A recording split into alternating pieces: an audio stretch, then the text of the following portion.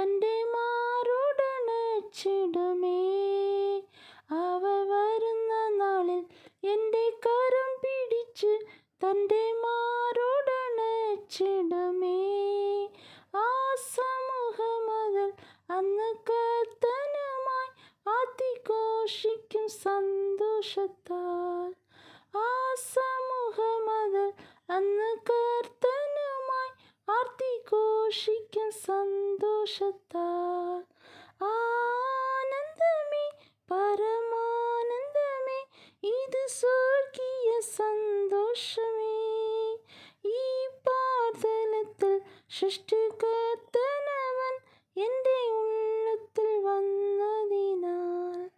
ഈ പാർതലത്തിൽ സൃഷ്ടിക